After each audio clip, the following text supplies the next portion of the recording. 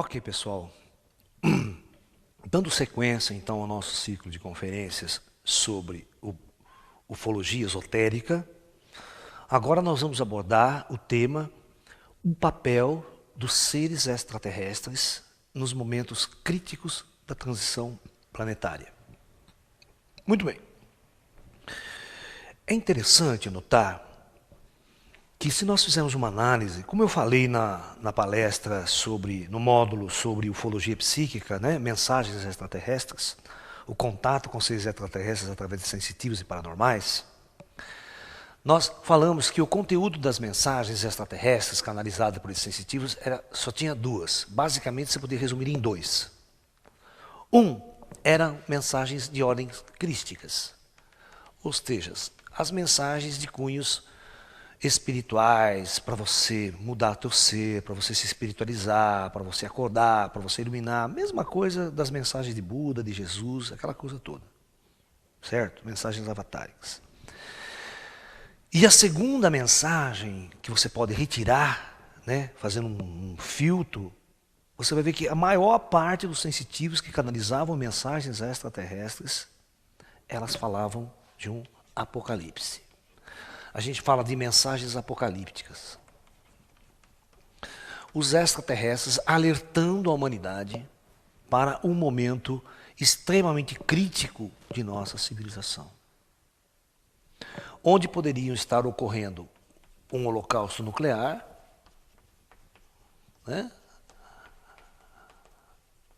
e estar ocorrendo aquelas previsões cataclísmicas e geológicas, os cataclismas geológicos.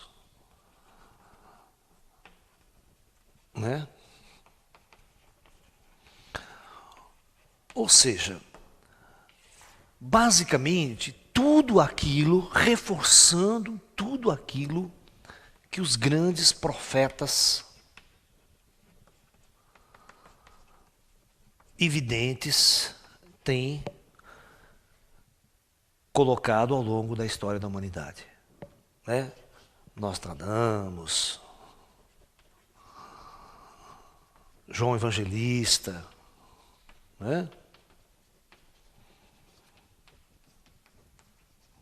Edgar Cayce,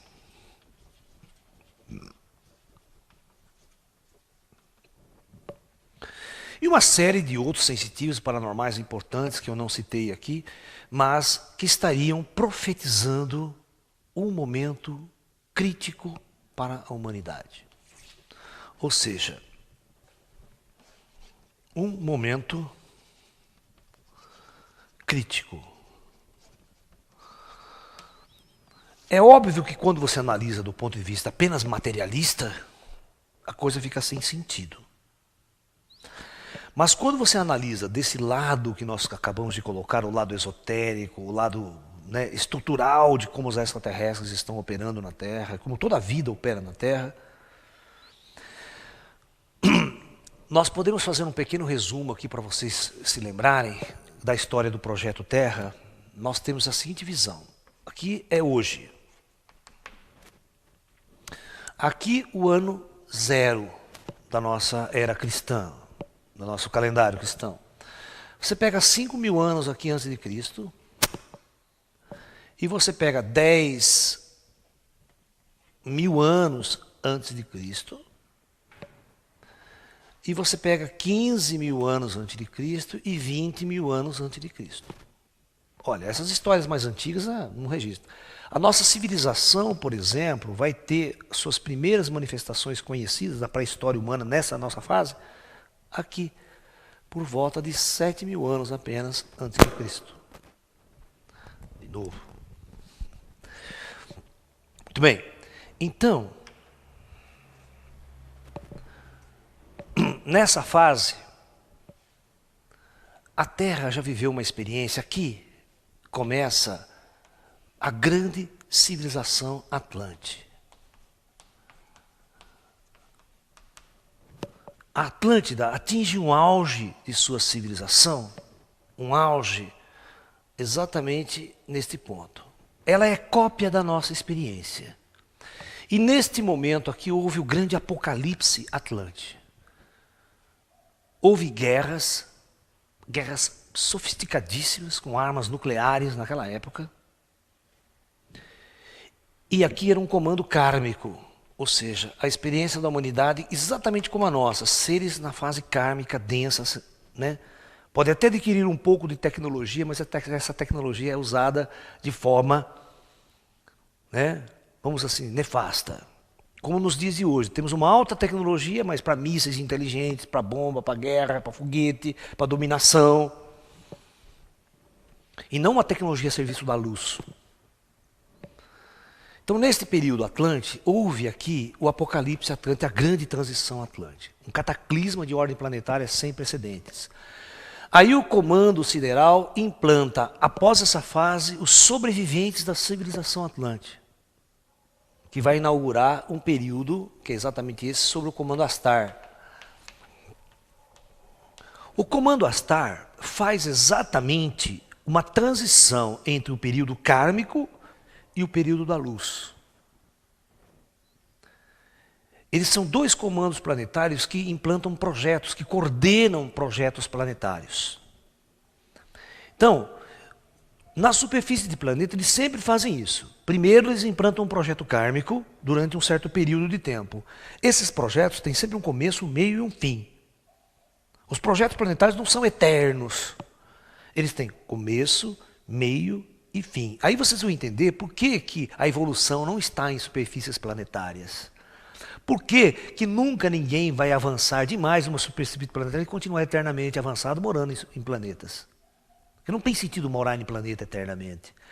É só você avançar um pouco, você se liberta do planeta. Você não quer morar em planeta. Você descobre que você é um espírito. Por que você quer ficar morando no planeta arrastando o corpo? Arrastando o corpo pelo universo afora. E aquele corpo que envelhece, torto, feio pra caramba, não vai querer levar isso aí pra cima, de jeito nenhum. Então, esses comandos fazem isso. Então, isso aconteceu já na Terra, durante um tempo, após o afundamento da Atlântida, após o Apocalipse, o comando superior da Terra implanta um novo projeto, traz novas almas, faz uma mudança no astral Terra, transmigra as almas para os outros orbes e...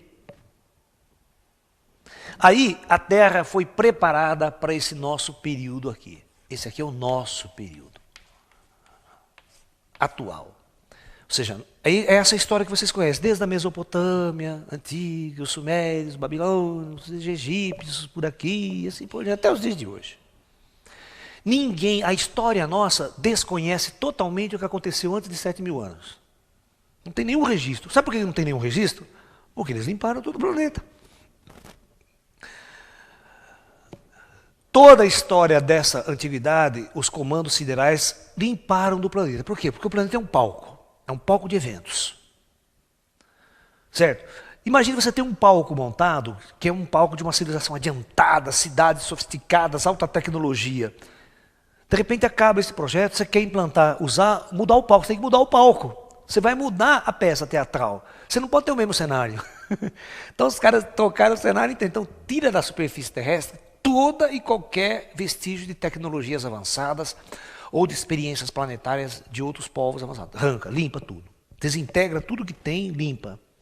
E deixa o planeta super limpo e aí volta a implantar, trazer almas para o período kármico de novo. E aqui, novamente, é o período kármico. Seres nas trevas que nem sabem o que estão fazendo aqui. Nem de onde veio, nem para onde vai, está perdido. Ou seja, esse período começou por aqui e está projetado para terminar por aqui.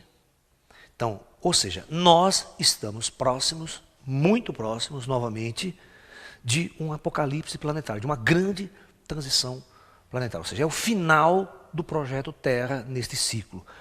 Ou seja, agora vai se implantar de novo a Era da Luz. Okay? Essa é a grande diferenciação. Vocês podem aprender isso muito mais sofisticadamente no seminário Projeto Terra.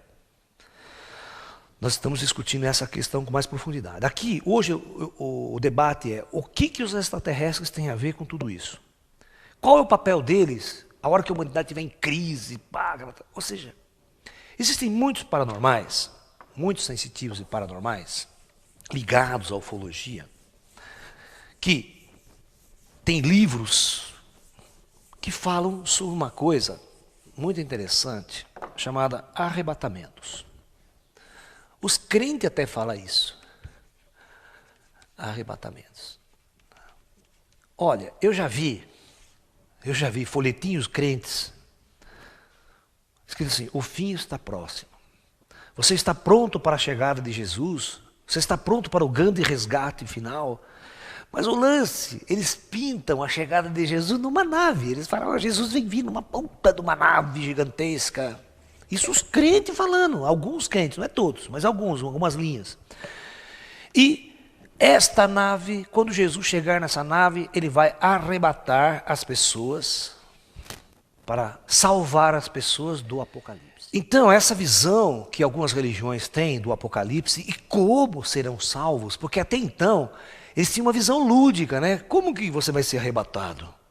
Se você pensasse isso há 500 anos atrás, os religiosos não tinham nem noção que podia existir uma nave, né? Eles não pensavam dessa forma.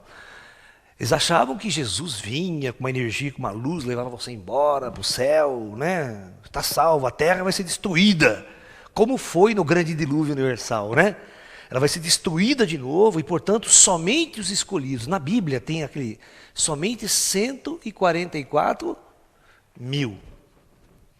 E é interessante que está lá, né? Somente aqueles que tiverem a marca na testa. Aqueles que são os escolhidos para viver essa experiência avançada. No movimento ufológico, vocês vão encontrar muitos livros, inclusive com o título A Hora X, né? A Operação Resgate. Tem um que se chama Operação Resgate.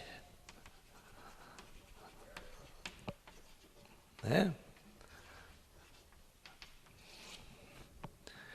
E assim por diante. Você vai ter muitos livros conectados, sensitivos, paranormais, falando sobre o momento crítico da transição planetária e o papel dos ETs nesse momento crítico.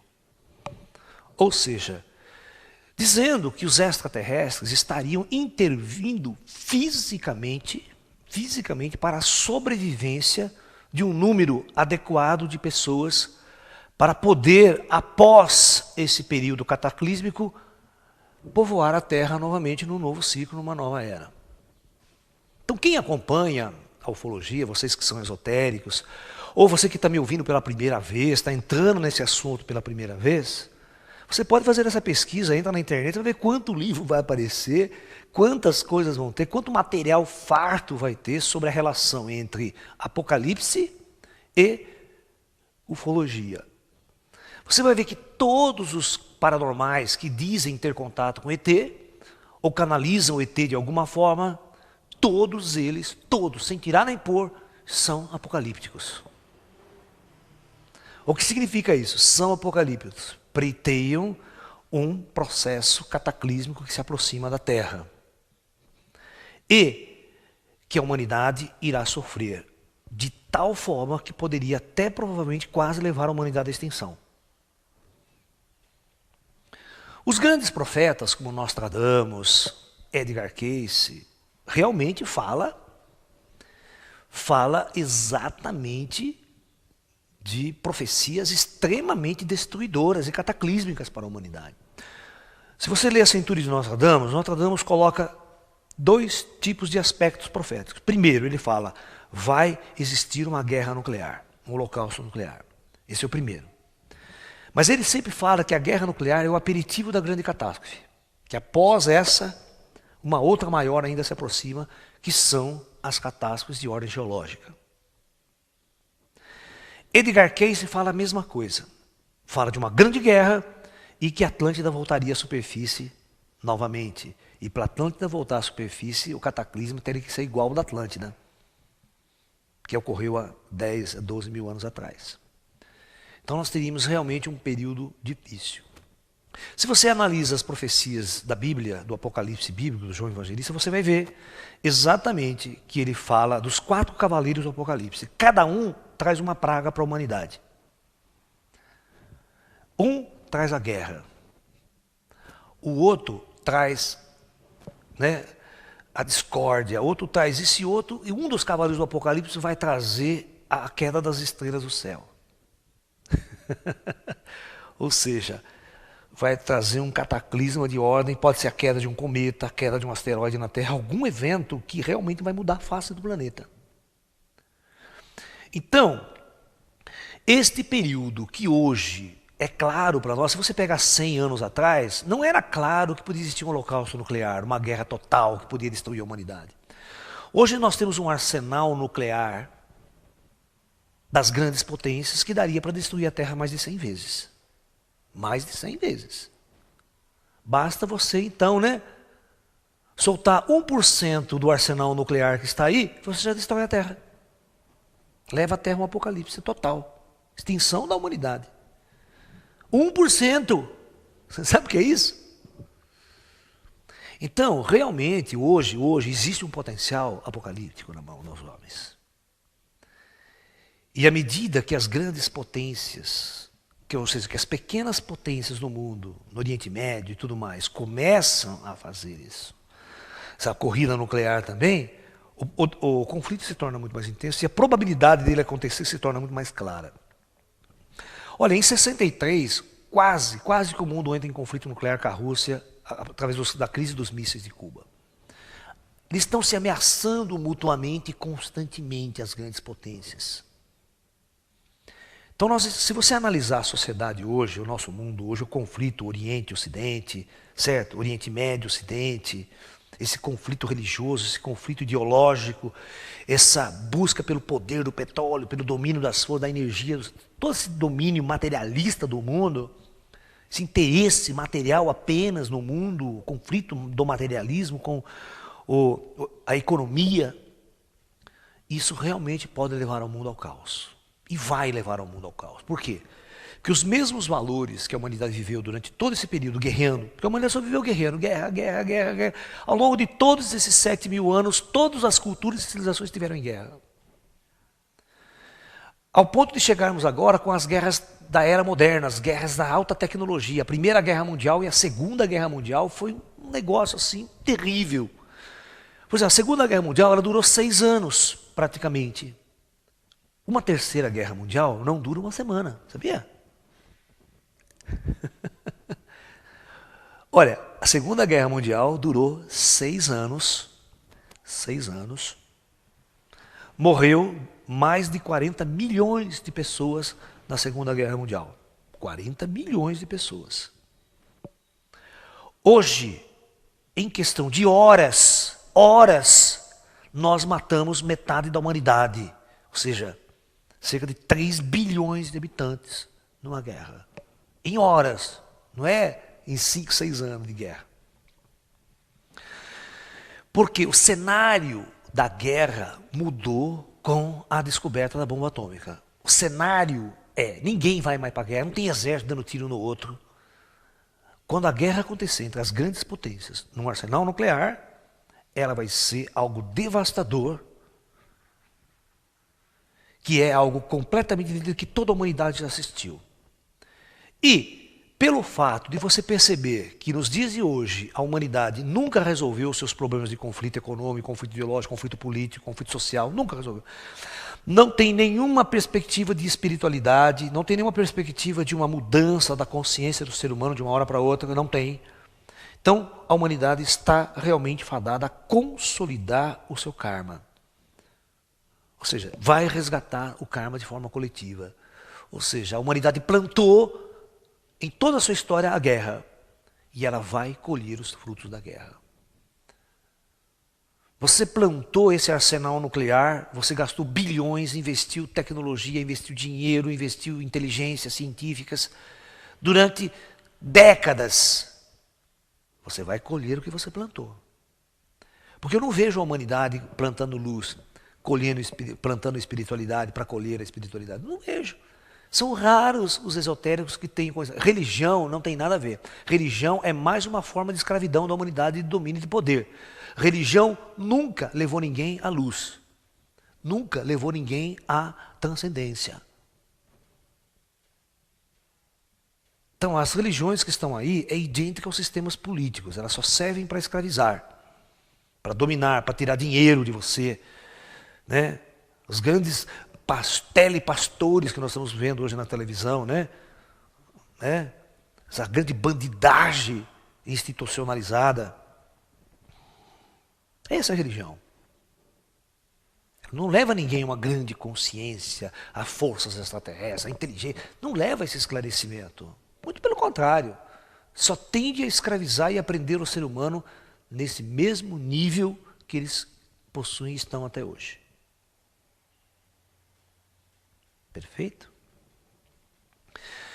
Então, diante desse cenário kármico, ou seja, até permitido pelo comando cósmico, pelo comando planetário, pelo próprio comando extraterrestre da Terra, eu pergunto, o que fariam os extraterrestres num momento crítico desse?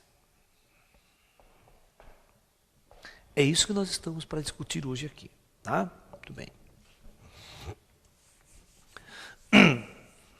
Nós temos que repensar o que são os ETs nesse nosso resumo. Então nós pensamos o seguinte, temos aqui a superfície terrestre, novamente a visão do comando. Comando Planetário Terra. Esse Comando Planetário Terra representa os ETs na Terra. Esse comando planetário, ele é exatamente a reunião de todas as raças operacionais que hoje atuam na Terra. Com essa visão, nós vamos entender que eles projetaram todo o ciclo de experiências humanas desde esse período até o período de hoje. Então, eles próprios encarnam pessoas e permitem que a Terra chegue nesse estado de coisas. Então, os próprios comandos planetários permitiram que a tecnologia nuclear se desenvolvesse. E isso é uma coisa interessante. Sabe por que é uma coisa interessante? Pense no seguinte. A humanidade sempre esteve em guerra. Sempre, sempre, sempre. Invasões. Pega na antiguidade, por exemplo, as grandes expansões romanas, as grandes guerras napoleônicas, de conquistas. A humanidade sempre oprimida, sempre o mais forte tentava oprimir e dominar o mais fraco. Alexandre o Grande invadindo tudo. Sempre a guerra, a guerra. E nos tempos modernos, a mesma coisa, né? Guerra mundial, todo mundo brigando, se matando por interesses econômicos, por terra, por não sei o que e tudo mais. Aí chega um determinado período, o comando faz assim, olha, eu vou dar uma arma para vocês, vou pôr essa arma dentro de vocês, vou encarnar cientistas, e vocês vão descobrir a maior de todas as armas. Mas, a partir desse momento, vocês vão ter certeza de uma coisa. Se vocês fizerem a guerra, vai ser a última que vocês vão fazer. Isso é uma forma do comando colocar o homem contra a parede. Ele coloca os homens que estão encarnados contra a parede. Você quer continuar nesse caminho? Quer continuar fazendo a guerra? Ou vocês sentam, discutem a paz, dá um jeito de viver em paz. Ou, se vocês realmente partirem para o conflito, vai ser a última guerra desse planeta. E eu tenho certeza que o homem não vai fazer a paz. Ele não vai conseguir equilibrar-se e fazer a paz. Eles vão fazer a última guerra. Você está entendendo? Isso é parte do projeto. Ou seja, a humanidade vai ter que decidir no seu livre-arbítrio. Olha, por quê? Porque quando você adquire poder, ciência, conhecimento, você adquire uma responsabilidade com ela. Porque conhecimento significa dominar forças. E dominar forças significa poder. Agora, como é que você vai usar esse poder? A humanidade usa o poder para dominar, para escravizar. O que é o arsenal nuclear americano quando ele chega no Iraque? Bicho, se você vê o exército aliado, o exército americano, a potência que é, a tecnologia que é, aquele arsenal nuclear todo no Golfo Pérsico armado ali, e agora vai atacar o Iraque, um país desse tamanho, que tem meia dúzia de soldados com metralhador na mão. É uma covardia até, não é? Agora, quero ver esse exército enfrentar os russos. Por que não vai enfrentar os russos de frente a frente, a China frente a frente? Aí você vai ver que não é fácil. Porque o cara está com o mesmo poder, a mesma força.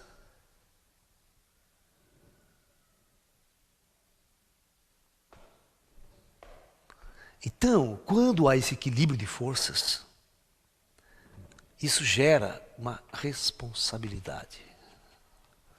O que é responsabilidade? Como que você vai usar esse poder agora? E foi dado ao homem essa decisão. Em todo o século XX, né, o homem poderia acordar. As grandes descobertas poderiam ter levado o homem a acordar para o seu espírito, para essas forças superiores, seu próprio espírito. Mas ele não fez isso. Muito mais, ele foi para as trevas, cada vez mais. Cada vez mais distante da sua alma e do seu espírito, valorizando apenas o material, só o material. Esquecendo-se de toda a natureza espiritual.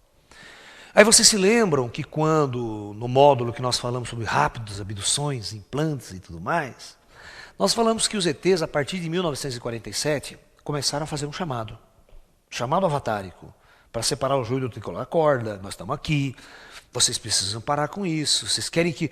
Porque a humanidade tinha uma escolha. Você poderia fazer essa transição sem guerra, Thomas, só o cataclisma geológico, mas aí nós poderíamos investir totalmente o nosso dinheiro, ao invés de em bombas atômicas, em bases de preservação em locais seguros. A humanidade estaria salva. Nós transitaríamos para a luz de um outro jeito, sem uma guerra, sem um sofrimento profundo, com uma solidariedade maciça. Mas o mundo não foi para esse lado. Ele não conseguiu fazer a verdadeira escolha. Por isso que você ouve, por exemplo, as mensagens do Comando Astar, canalizar para alguns sensitivos, e fala, ó, toma cuidado com essa bomba atômica, vocês têm que tomar consciência que isso é muito perigoso, os cientistas e os governos têm que tomar cuidado, eles precisam... Né? A mensagem sempre foi essa. Você pode notar nos livros, nos textos. Mas a humanidade não fez essas coisas, preferiu negar tudo que existe, todas essas coisas, não se preocupar com isso e continuar do seu jeito, os conflitos. Então ela vai colher o que ela plantou. Então nós vamos viver um período difícil porque ninguém vai estar preparado. Ninguém vai estar preparado para esse período. Ninguém. Primeiro, ninguém acredita que ele vai acontecer. 2, não existe dinheiro concentrado na mão das populações para se preparar para isso. A concentração de renda sempre esteve na mão dos multimilionários e tal. Quem é que ganha salário mínimo vai se preocupar em se preparar para o apocalipse? Só pode se preparar o espírito mesmo, né? E esperar que a nave venha arrebatar na hora H, porque base de preservação e local seguro, o estoque de alimento, o estoque de comida, tudo, não vai ter? Claro que não. Né? Não vai ter. Brasil, que é tudo tupiniquim. Agora, pega os Mormons nos Estados Unidos. País rico. Os Mormons construíram uma base, isso há 35 anos atrás, quase 40 anos atrás.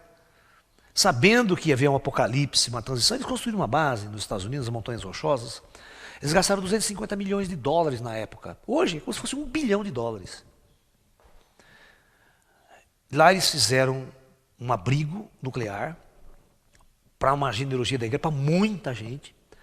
Um estoque de comida e alimento para 3 a 4, 5 anos, e levaram todo o conhecimento humano que eles poderiam levar para essa base. Ou seja, tem computadores e arquivos microfilmados, tudo quanto é livro que você possa imaginar. Eles têm a maior biblioteca do mundo, quase microfilmada e guardada lá. Sabia que a Suíça tem a mesma coisa? Os suecos a Suíça esperando um holocausto nuclear, um holocausto para a humanidade, tem todo o conhecimento da humanidade arquivado e guardado para a posteridade. A China tem uma Pequim embaixo da Pequim. Vocês sabiam disso? Existe uma Pequim embaixo da Pequim. Tudo de abrigos nucleares. Esperando um confronto real que vai mais cedo, mais tarde vai acontecer. Você sabia que a Suíça ela tem abrigo nuclear para toda a população do país por mais de 3 anos? Tem com comida estocada para mais de 3 anos. Por isso que eu falo, tem alguns lugares no mundo que estão preparados para um evento cataclismo, para um evento apocalíptico, para uma guerra, um holocausto. Mas o Brasil não está. Aqui é tupiniquim, a nossa base vai ser tupiniquim construído com folha de bananeira. Né? Todo mundo no meio do mato, lá esperando o que vai acontecer. Ninguém sabe. Então, a nossa pergunta é, qual o papel dos extraterrestres nos momentos críticos? Presta bem atenção, vocês têm que entender, vamos partir desse princípio. Os extraterrestres estão aqui desde que a Terra é Terra. Eles são responsáveis por tudo. E não é nessa hora H que eles iam abandonar o barco, né? Então, eles têm um papel importantíssimo, importantíssimo neste período. Então, vamos analisar de uma forma mais global o que os ETs vão estar fazendo nessa época. Tá?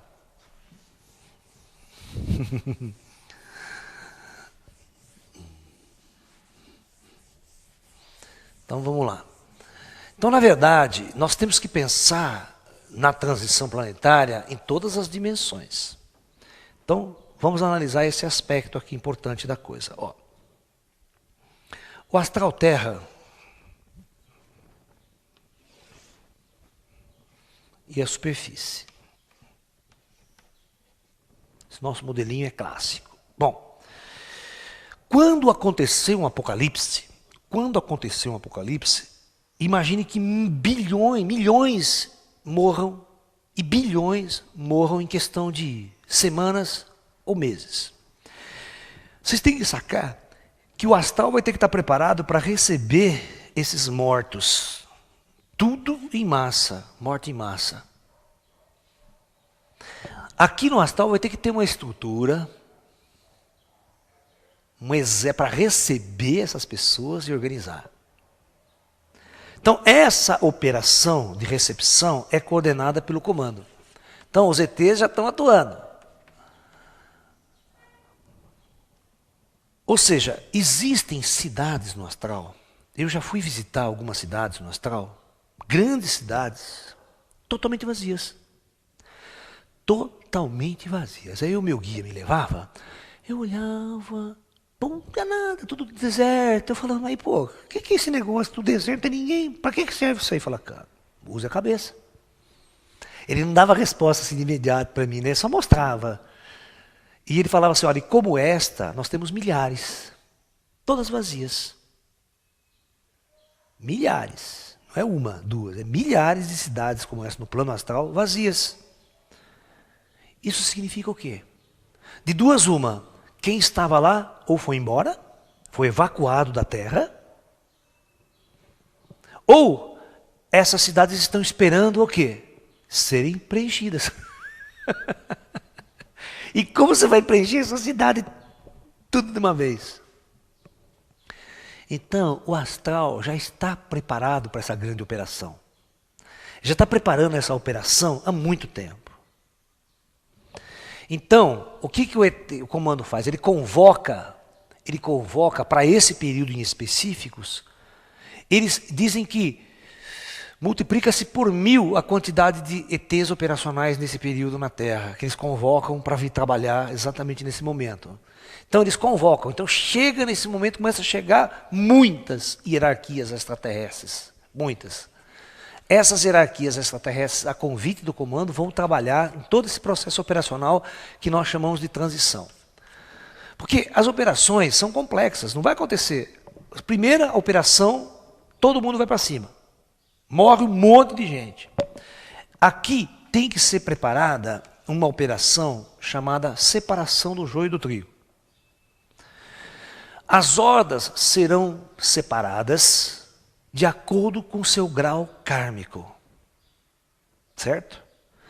Após essas hordas serem preparadas, divididas em seus níveis kármicos, vai começar uma operação de transmigração estelar. Essas hordas estando separadas, os comandos extraterrestres vão começar a transportar para outros orbes, para continuar o seu processo kármico ou sua experiência planetária. Cada grupo de alma vai ser transportado para locais diferentes, onde já estão tudo planejado, tudo organizado, tudo esperando. Transportar bilhões de almas, haja trem, haja metrô. Vocês têm que entender que para transportar 3 milhões de pessoas diárias em São Paulo, o trabalho é complicado. Imagine transportar para outros mundos. É uma operação que exige muita espaçonave, muita tecnologia, mas isso tudo a nível espiritual. Não estou falando nada do plano físico ainda. Tá?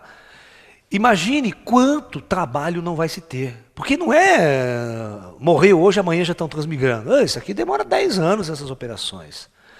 Os espíritos têm que acalmar, os espíritos têm que assentar, os espíritos têm que tomar consciência, fazer uma reavaliação de todo o seu projeto na Terra, acordar, porque morre de uma hora para outra, demora para eles acordar no astral, tomar consciência que morreram. É todo aquele processo que a gente já discute normalmente, né? Eu tenho uma palestra aqui que chama O que acontece logo após a morte com as pessoas, né? Normalmente aqui, numa situação sem crise. E as pessoas dão trabalho do outro lado, né? Que vai para o umbral e fica perdido, confuso, e chora. Até a pessoa se reestruturar lá no mundo astral demora um tempo.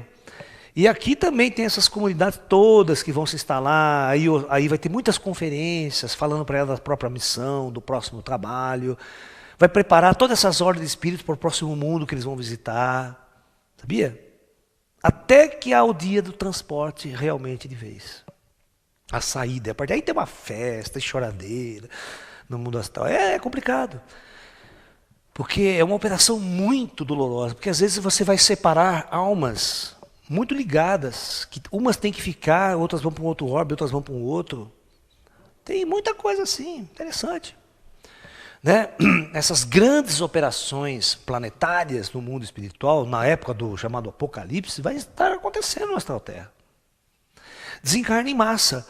Imagina a operação de recepção, tudo que vai acontecer. Isso aqui tem que ser muito coordenado, muito trabalhado. E tem raças extraterrestres, vamos supor, acontece um holocausto nuclear. Dependendo do número de bombas que for lançado, a atmosfera da Terra e o solo planetário vai ficar altamente poluído com radioatividade. Altamente poluído. Você vai ter que ter uma operação de limpeza planetária. E quem é que vai fazer isso para implantar a nova fase da Terra? Só pode ser os ETs, vai sobrar para os marmitão. Ou seja, os ETs com alta tecnologia e alta ciência vão passar um período preparando o planeta para a nova fase. Então, esse é um dos papéis dos ETs também. Eles vão preparar o planeta para a nova fase. Outra, a instabilidade geológica do planeta, vai provocar mudanças estruturais muito grandes. Clima, poluição atmosférica, os vulcões entram em erupção, isso aí pode demorar mais ou menos 1 a 2 anos para o planeta voltar a ter luz. Sabia? Luz, sol. Porque se você quebra a placa tectônica, milhares de vulcões entram em erupção, isso aí sobe uma fuligem, uma cinza para o espaço, que escurece tudo. E demora para a luz voltar. Isso pode levar à extinção de milhares de espécies. É o que aconteceu com a Atlântida. Por isso que na época da Atlântida, se construiu as bases de preservação em locais seguros, mas existia uma alta ciência, e daí que vem a história da Arca de Noé. Não tem a história da Arca de Noé? Houve a grande discussão. Os antigos falam que tinha que levar um casal de cada bicho para preservar para a próxima geração. É óbvio que não fizeram uma barca de madeira, né? E nem Noé era esse idiota. Né? Na verdade, a história é a seguinte, a história oculta. Eles estavam falando de uma época de Atlântida. Na Atlântida, eles tinham uma civilização avançada, tecnologia avançada, muito mais avançada do que está hoje a nossa. Então, eles sabendo do apocalipse planetário e do conflito que estava se aproximando, os cientistas construíram bases de preservação em locais seguros. E levaram para essas bases todas as matrizes genéticas das espécies que existiam na Terra. Porque eles iam repovoar isso depois. Mas matriz genética, não um casal de cada bicho, vivo. Porque a própria tecnologia Atlântica podia reproduzir esses animais depois, numa nova era. E todo o conhecimento da Atlântida estava nessas bases. Essa é a Arca de Noé aquariana, a Arca de Noé Atlântica. Mas não um barco de madeira bobo, né? Quem é que podia levar um casal de pica-pau na Arca de Noé, né? Um casal de cupim, por exemplo. Não ia dar certo. Ia comer a arca numa semana, né? E depois manja a logística, né? 40 dias, 40 noites com um casal de cada bicho. Quem vai dar comida para elefante, comida para girafa, certo? Comida para o leão. O que o leão come? O leão come carne, não come? Pega todos os animais carnívoros, um casal de cada. Como é que você vai tratar dos cornos? Aí você vai ter que levar muitos casais de bicho a mais para alimentar o leão. Ou você acha que o leão vai fazendo jejum durante 40 dias, 40 noites? A hora que o Noé passasse na frente, ele comia o Noé.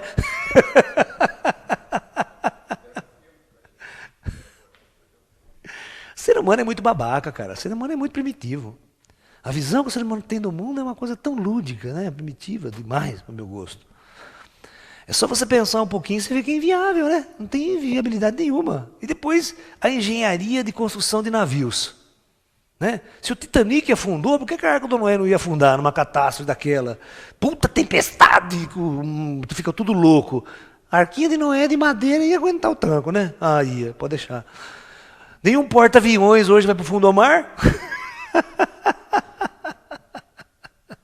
É muito para minha cabeça, né? Ai, ai. Então, na verdade, né? Na verdade, nós temos essas coisas. Então, o que acontece hoje? Os ETs estão dando essa mensagem, estão nos orientando. Então, tem a parte da interferência extraterrestre para mostrar esse momento crítico. Um dos papéis é alertar a humanidade. Por isso que as mensagens extraterrestres sempre tinham esse cunho, papel. Então, os ETs vão enumerar aqui, vamos enumerar idealmente um papel. O que eles vão estar fazendo nessa época? Para ficar mais fácil da gente entender. As operações no astral Terra. Ok? Esse é 2. Né? Eles vão ter que dar um jeito de preservar a Terra para a nova fase. Para a fase do comando Astar, para a fase da luz. Então, mesmo que haja um período muito complicado, 3, nós sabemos que a tecnologia extraterrestre é suficientemente capaz de mudar toda a estrutura do planeta. Eles podem fazer o quê? Se houver uma instabilidade no eixo da Terra muito grande, que seria uma das causas dos grandes cataclismas, eles podem vir com a tecnologia deles e colocar o eixo depois do jeito que eles querem. Se eles quiserem vir e alinhar o eixo da Terra num ângulo de 90 graus com relação à eclíptica, eles fazem. Para manter o equilíbrio climático, certo? De tudo isso que está acontecendo. A engenharia sideral pode interferir preparando o planeta para a nova fase. A hora que o catástrofe geológico se acalmar, porque eles podem interferir exatamente nessa quebra e vamos supor, controlar o nível de intensidade desses terremotos e não deixar que a coisa seja tão devastadora como poderia ser se eles não estão no controle, tá? A ponto de eles poderem preparar o planeta com alta tecnologia, após limpando os resíduos nucleares, eles vão limpar resíduos nucleares, né?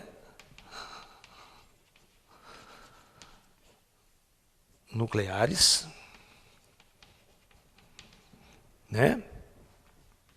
E todo tipo de poluição ambiental, climática, causada pelos vulcões, pelas erupções. Isso é até bom, né? Porque você sabe que erupção vulcânica sempre é uma renovação. E a Terra vem fértil pra caramba, sabia disso? Não sabia? Nossas lavas vulcânicas é um dos solos mais perfeitos para a agricultura. Sabia? Então, essas terras roxas que vocês estão vendo aí, que é a terra vermelha, é tudo época de erupção vulcânica, de lava vulcânica que depois se decompõe e vira essa terra muito bonita. Então, por exemplo, Santa Helena, aquela erupção de Santa Helena, aquela queda de cinzas, hoje a terra é uma das terras mais férteis daquela região. Ela destrói, depois ela cria a possibilidade da vida vir depois. Então, os ETs sabem dessa renovação e eles têm essas novas matrizes. Por exemplo, vamos supor que eu não guarde matriz genética. Se eu não guardar e for extinto, se muitas raças forem extintas, não esquenta a cabeça, não se preocupa com isso, não. Está nos planos. A hora que eles quiserem implantar a mesma coisa, eles têm essa matriz genética guardada em outros mundos, em outros planetas, sabia? Sabia que tem dinossauro hoje em outros mundos? Tem dinossauro hoje em outros mundos, tem matriz genética, tudo. Eles só começam a trazer e implantar na Terra de novo. Então, realmente, eles vão colocar o mundo na nova fase. Imagine se o projeto Terra, na terceira fase astral, ele não quer nenhum animal carnívoro. Ele não quer que exista nenhum animal comendo o outro para sobreviver. Ele quer mudar esse parâmetro de forma de vida na Terra. Porque é muito drástico, né? Você vê um animal comendo o outro, matando o outro. Não é? Parece uma coisa tão cruel, não é verdade? Primitivo. Será que não existiria um planeta avançado, uma ordem avançada, onde os seres não viveriam pela destruição do outro? Ou seja, a minha sobrevivência não dependeria da morte do outro? Será que não pode existir algo assim? Né? E a própria extinção num conflito, num caos planetário desses animais pode ser o prenúncio de uma nova era, onde as novas espécies que virão serão espécies também harmônicas com a luz. Né? Não é coerente? Os reinos estariam todos mudando, inclusive no astral, Terra, existe uma operação para resgatar os devas, os elementais. Não é só o reino humano que tem que ser resgatado, reestruturado e preparado para uma nova etapa. Ok? Muito bem. Agora a pergunta que sempre me fazem é a seguinte: do seu ponto de vista, Laércio, você acredita que os ETs irão salvar uma parte da humanidade? Ou seja, diretamente, fisicamente falando?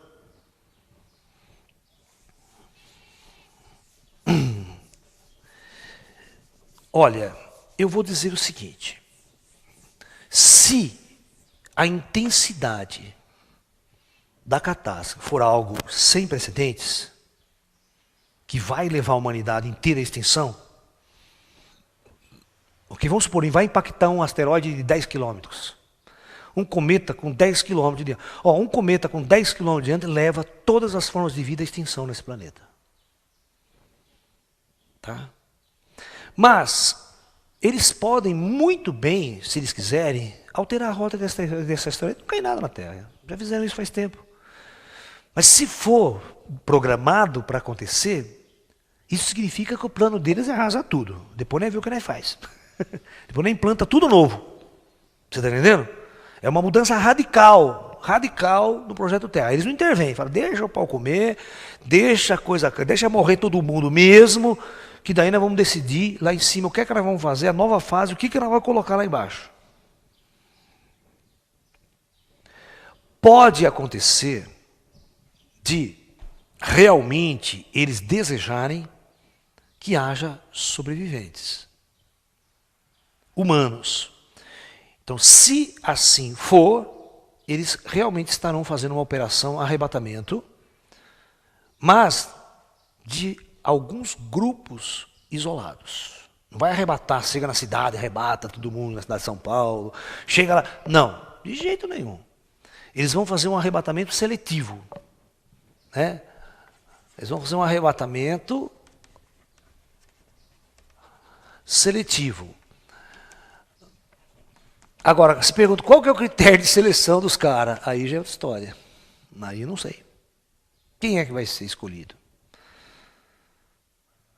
Né? Quem? Como? Por quê? Quem é melhor do que alguém aqui na Terra? Quem se julga melhor?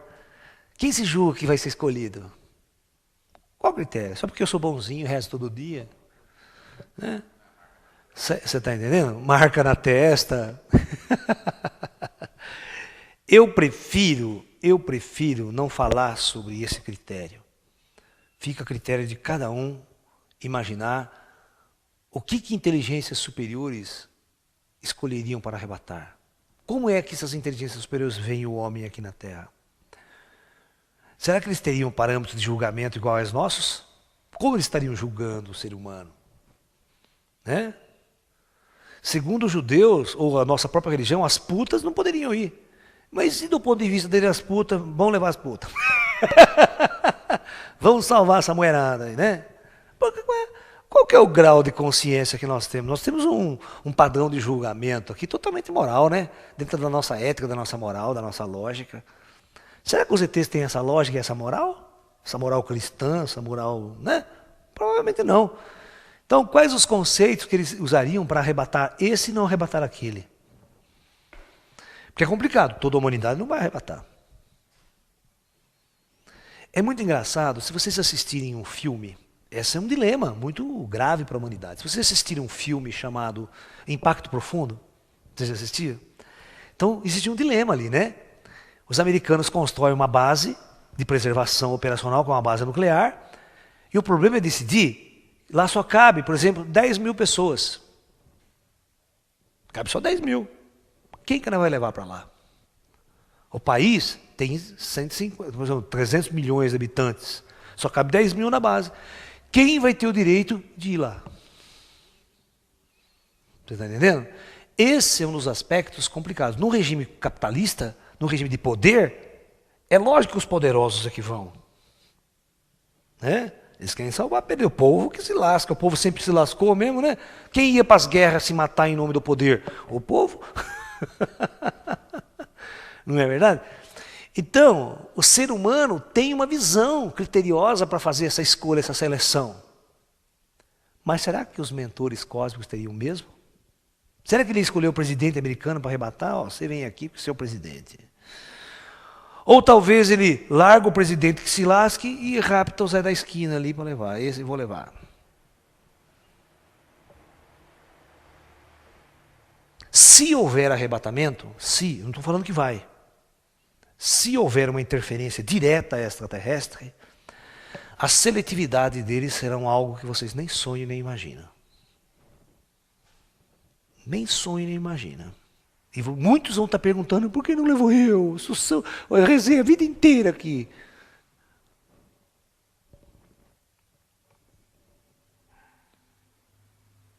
Né?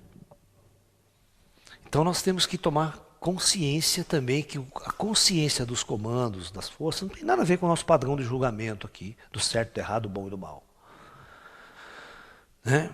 Eu só acho o seguinte, que num período desse que se aproxima, nós humanos temos que estar preparados para uma nova era, para uma nova consciência e um novo paradigma. A coisa mais importante é você estar preparado para a consciência espiritual. Você tem que tomar daqui para frente uma consciência espiritual. E dentro dessa consciência espiritual de você mesmo, você tem que tomar a noção de quem são os ETs nesse processo como um todo. Aí eu creio que nós vamos poder estar mais próximo de uma verdade. Ok? A situação que se avizinha é uma situação complicada. Os ETs vão intervir? Vão. Estão intervindo? Estão. Só que eles têm uma forma de intervir tão sutil e tão avançada que às vezes você nem nota. Quando a raça é muito avançada, ela intervém e você não percebe que ela interveio. Ela está atuando e você não tem consciência que ela está atuando. O ET pode estar do nosso lado agora, andando aqui no plano invisível, e você não está percebendo que ele está aqui.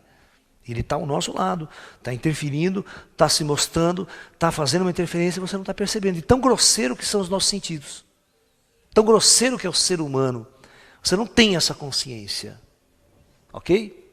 Então, em resumo, basicamente é isso que eu queria falar para vocês sobre o papel dos extraterrestres perante a transição planetária. É claro que eles terão toda a importância. Eles farão toda a diferença, porque é a grande força operacional que vai antes, durante e depois dessa transição ser os arquitetos da construção de uma nova era e de um processo maior. Ok?